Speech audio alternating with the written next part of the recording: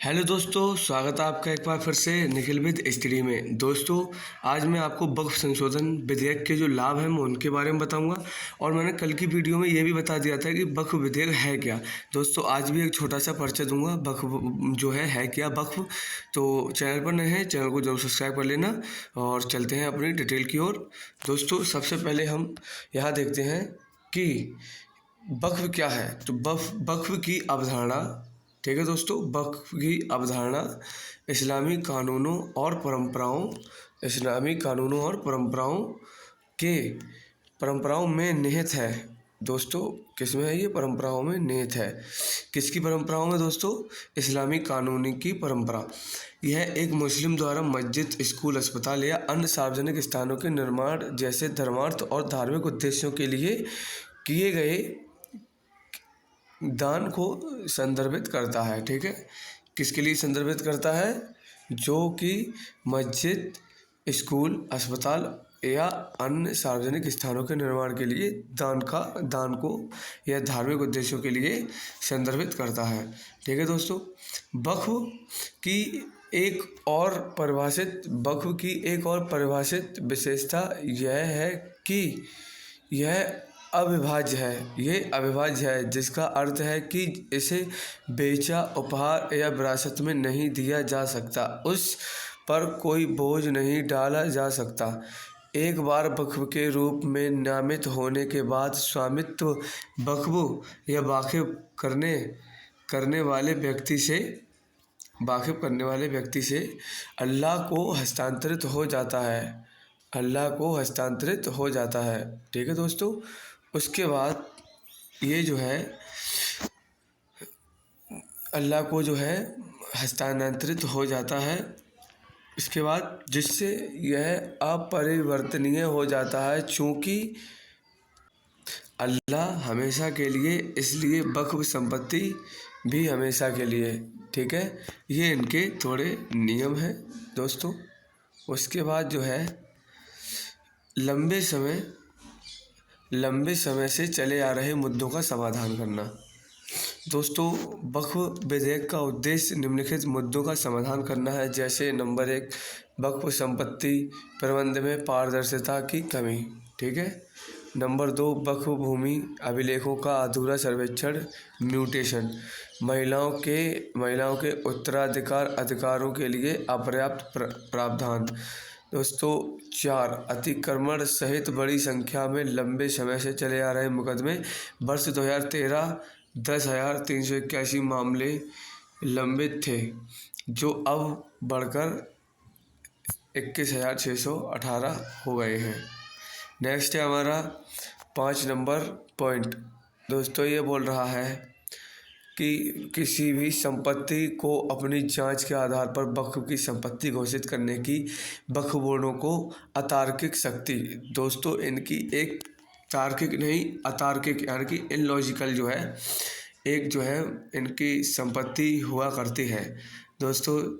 इसके बाद 6 है सरकारी भूमि को वक्फ घोषित करने से जुड़े कई विवाद। दोस्तों, सरकारी भूमि को ये वक्फ से जोड़ देते थे। अगर ये बोल दें कि सुप्रीम कोर्ट हमारी जगह में है, दोस्तों सुप्रीम कोर्ट भी कुछ नहीं कर सकता फिर। उसके बाद वक्फ संपत्तियों के उचित लेखा जोखा और लेखा परीक्षण का अभाव। ठीक है दोस्तों, उसके बाद वक्फ प्रबंधन में प्रशासनिक अक्षमता, यानी वक्फ प्रबंधन में दोस्तों प्रशासनिक क्षमता नहीं, अक्षमता होगी। ठीक है दोस्तों, उसके बाद ट्रस्ट संपत्तियों के साथ अनुचित व्यवहार। दोस्तों, जो ट्रस्ट संपत्तियां थीं, जैसे कि साई ट्रस्ट हो गया, राम मंदिर ट्रस्ट हो गया, उनके साथ ये अनुचित व्यवहार भी करता था।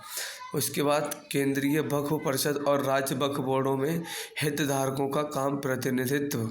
ठीक है दोस्तों, ये सब जो है इसमें हुआ करता था।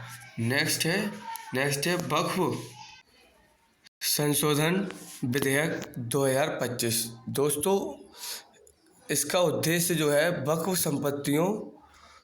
संपत्तियों के प्रबंधन को सुव्यवस्थित करना, जिसमें विरासत स्थलों की सुरक्षा और सामाजिक कल्याण को बढ़ावा देने के प्रावधान हैं। ठीक है, जैसे नंबर 1 हमारा आता है वक्फ संपत्ति के रूप में घोषित गैर मुस्लिम संपत्तियाँ।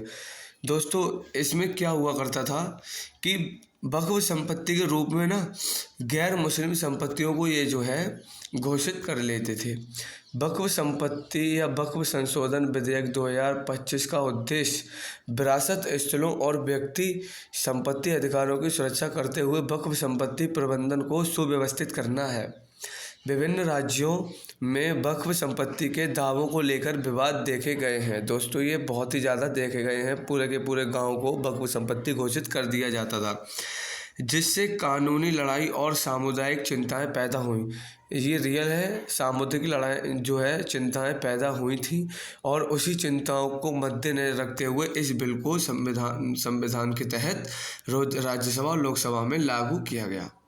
उसके बाद सितंबर 2024 के आंकड़ों के अनुसार 25 राज्यों केंद्र शासित प्रदेशों के वक्फ बोर्डों में कुल 5,973 सरकारी संपत्तियों को वक्फ संपत्ति घोषित किया गया। इसके कुछ उदाहरण दोस्तों, इन्होंने जो है सरकारी संपत्तियों तक नहीं छोड़ी थी, इन्होंने सरकारी संपत्तियां तक नहीं छोड़ी थी, तो इसलिए ये कानून आया था और उसको इसका निवारण किया गया था। फिर जैसे तमिलनाडु, दोस्तों तमिलनाडु में थिरुचेंथुरुई गांव का एक किसान वक्फ बोर्ड के पूरे गांव पर दावे के कारण अपनी ज़मीन नहीं बेच पा रहा था। दोस्तों थिरुचेंथुरुई गांव का एक किसान वक्फ बोर्ड के पूरे गांव पर दावा के कारण, दोस्तों मैंने अभी आपको बताया था ना, पूरे गांव पर ये दावा ठोक देते थे, अपनी ज़मीन नहीं बेच पा रहा था। इसके चलते वह अपनी बेटी की शादी हेतु लिए गए ऋण को चुकाने के लिए अपनी ज़मीन नहीं बेच सका। दोस्तों अपनी बेटी की शादी कराने को था एक किसान, वह जो है वक्फ की संपत्ति घोषित होने के कारण ना उसको बेच सका और इस वजह से ना अपनी बेटी की शादी के लिए ऋण चुका पाया। फिर दोस्तों एक और उदाहरण है गोविंदपुर गांव बिहार में। कहाँ पर दोस्तों? बिहार में गोविंदपुर एक गांव है, वहाँ पर भी इन्होंने पूरे गांव पर दावा ठोक दिया था। अगस्त 2024 में बिहार सुन्नी वक्फ बोर्ड के अगस्त 2024 में पूरे गांव पर किए गए दावे के कारण 7 परिवार प्रभावित हुए। यह मामला पटना उच्च न्यायालय में चल रहा है। दोस्तों पूरे गांव पर दावा ठोक दिया था गोविंदपुर में बिहार में, और जो है वहाँ पर 7 लोग बहुत प्रभावित हुए थे और यह मामला पटना सुन्नी में उच्च न्यायालय में चल रहा है। उसके बाद दोस्तों तीसरा जो केस है वो है केरल का। केरल में क्या है, सितंबर 2024 में एर्नाकुलम जिले के करीब 600 ईसाई परिवार अपनी पुश्तैनी ज़मीन पर वक्फ बोर्ड के दावे का विरोध कर रहे हैं। उन्होंने संयुक्त संसदीय समिति में अपील की है। तो दोस्तों इस तरीके से ये जो लोग जो है जहाँ चाहते थे वहाँ पर अपना दावा ठोक देते थे, इसी कारण ये बिल को लाया गया। और उसके बाद कर्नाटक पर आए। कर्नाटक जो है 2024 में कर्नाटक में वक्फ बोर्ड द्वारा विजयपुरा में 15,000 एकड़ ज़मीन को वक्फ ज़मीन के रूप में नामित करने के बाद किसानों ने विरोध प्रदर्शन किया। बल्लारी, चित्रदुर्ग, यादगीर और धारवाड़ में भी विवाद उठे। हालांकि सरकार ने आश्वासन दिया कि कोई बेदखली नहीं होगी।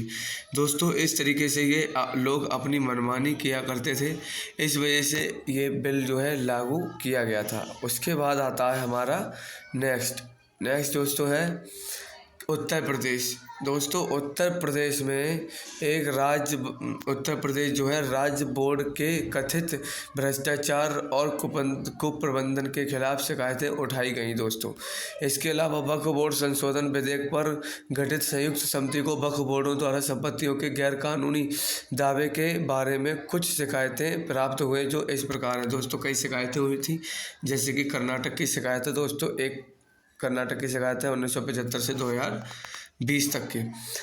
40 वक्फ संपत्तियों को अधिसूचित किया गया, जिनमें खेत, सार्वजनिक स्थान, सरकारी भूमि, कब्रिस्तान, झीलें और मंदिर शामिल हैं। जब पंजाब वक्फ बोर्ड ने पटियाला में शिक्षा विभाग की ज़मीन पर दावा किया। पंजाब वक्फ बोर्ड ने दोस्तों शिक्षा विभाग की ज़मीन पर दावा किया। दोस्तों ये तो काफ़ी जगह पर दावा किया करते थे और इनका न्याय इन्हीं का बोर्ड लड़ा करता था, जिससे अन्याय भी हुआ करता था। दोस्तों इसके अतिरिक्त आवासन और शहरी कार्य मंत्रालय ने सितंबर 2024 में अपनी प्रस्तुति के दौरान संयुक्त संसदीय समिति को सूचित किया कि भूमि और विकास कार्यालय के नियंत्रण में 108 संपत्तियां, दिल्ली विकास प्राधिकरण के नियंत्रण में 130 संपत्तियां और सार्वजनिक डोमेन में 123 संपत्तियों को वक्फ संपत्ति घोषित किया गया और मुकदमेबाजी में लाया गया। दोस्तों, एक बार ये संपत्ति घोषित कर देते थे तो किसी की हिम्मत नहीं, किसी उच्च न्यायालय तक की हिम्मत नहीं होती थी कि इसके आड़े आए। दोस्तों, बहुत ही ज़्यादा डेंजर ये बोर्ड हुआ करता था, इसलिए इस पर इस तरीके का प्रावधान आया और इसका निवारण भी हुआ। दोस्तों, आया नेक्स्ट है मुस्लिम महिलाओं और कानूनी उत्तराधिकारियों के अधिकार। दोस्तों,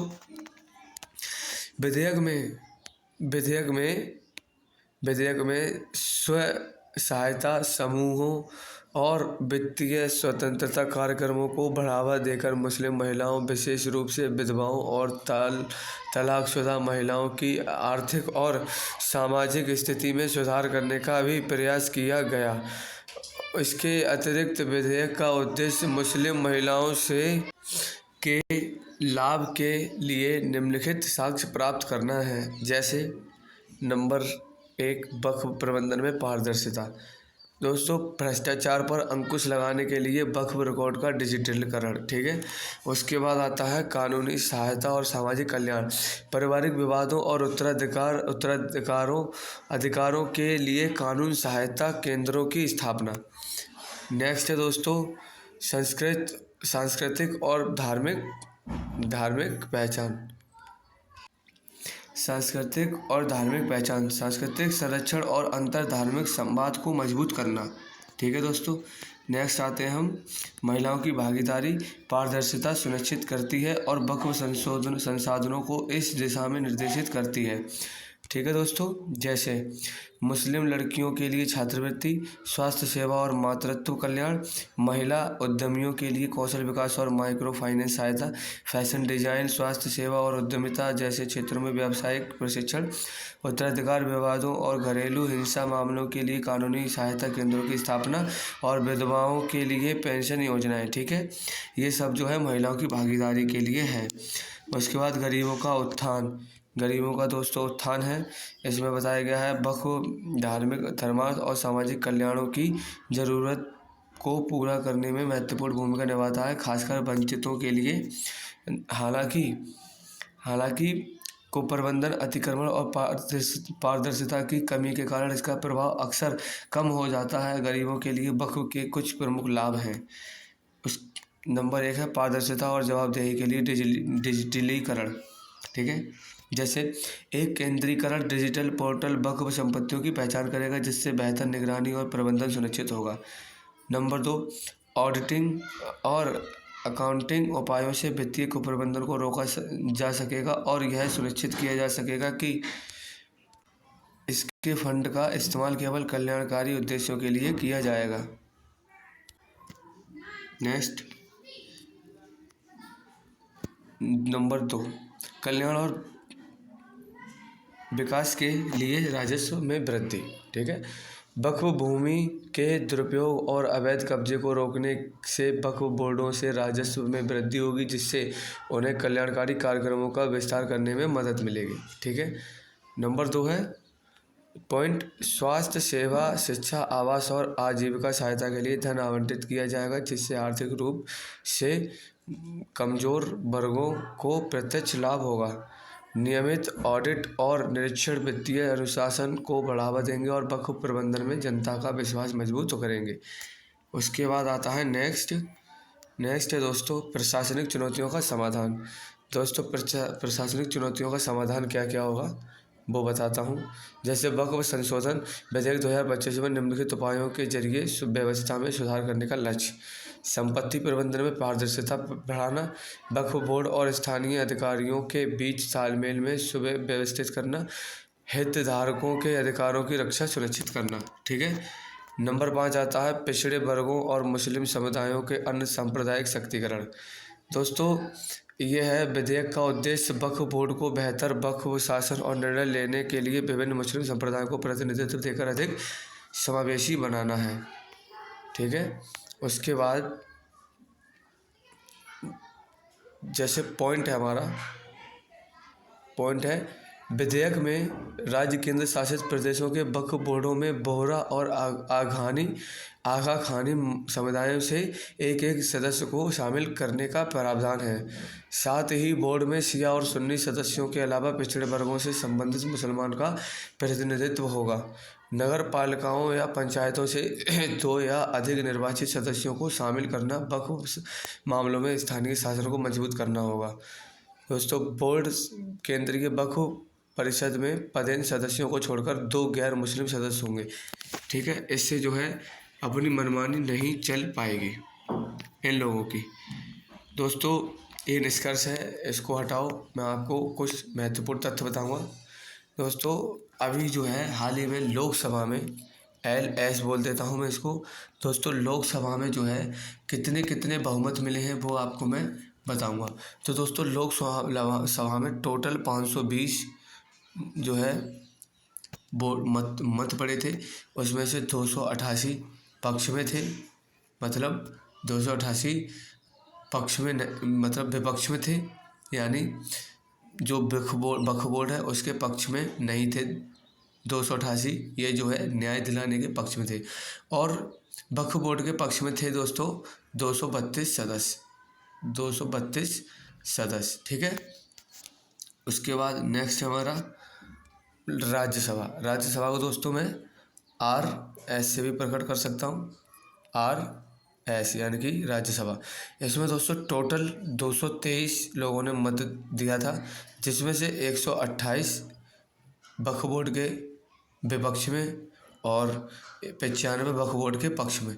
तो दोस्तों 128 और 288 इनकी वजह से राज्यसभा लोकसभा में ये बिल पास हुआ था, और राष्ट्रपति जी के जब साइन हो जाएंगे ना उसके बाद इसको लागू कर दिया जाएगा। तो दोस्तों, कैसी लगी ये क्लास और जानकारी अच्छी लगी हो तो चैनल को जरूर सब्सक्राइब करना, अगर आप अंत तक मेरे साथ क्लास में बने रहे तो। आज के लिए इतना ही, मिलते हैं नेक्स्ट वीडियो के साथ। Thank you.